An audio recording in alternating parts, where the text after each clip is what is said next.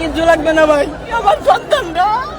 7 বছর বয়সী ছেলে সাবিত ও 11 বছরের ভাগ্নি সুহানা আক্তারের লাশের জন্য রাজবাড়ীর দৌলতিয়া ঘাটে পদ্মা নদীর পাড়ে অপেক্ষা করছেন শরীফ নামে একজন যুবক। ছেলে ও ভাগ্নির জন্য ঘাট এলাকায় আহাজারি করছেন তিনি। এই সময় তিনি আহাজারি করতে করতে বলেন, আমি কিছুই চাই না, আমার কিছু লাগবে না, শুধু আমার সন্তানের লাশটা উঠিয়ে দিন আমাকে।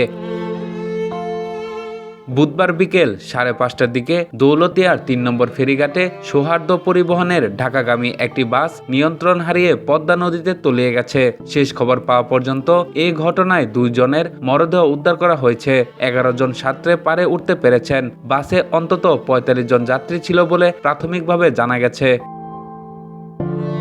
কান্নাজড়িত কণ্ঠে শরীফ বলেন, রাজবাড়ী থেকে আমার স্ত্রী, ছেলে মেয়ে, বোন ও বোনের ছেলে সৌহার্দ্য পরিবহনে বাসে উঠে ফেরিঘাটে নিয়ন্ত্রণ হারিয়ে বাস নদীতে পড়ে যাওয়ার পর আমার স্ত্রী, মেয়ে ও বোন স্থানীয়দের সহযোগিতায় পাড়ে উঠতে পারলেও আমার 7 বছরের ছেলে সন্তান ও 11 বছর বয়সী ভাগ্নি এখনো নিখোঁজ রয়েছে।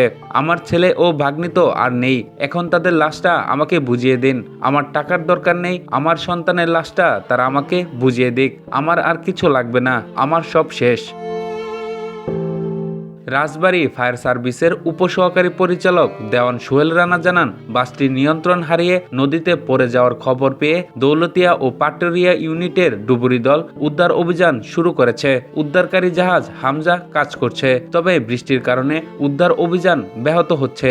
এখন পর্যন্ত পানির নিচ থেকে বাসটি শনাক্ত বা উদ্ধার করা সম্ভব হয়নি। এদিকে নিখোঁজ স্বজনদের খোঁজে ঘাট এলাকায় অবস্থান করছে মানুষ। তারা স্বজনদের মরদেহ পাওয়ার আশায় রয়েছেন।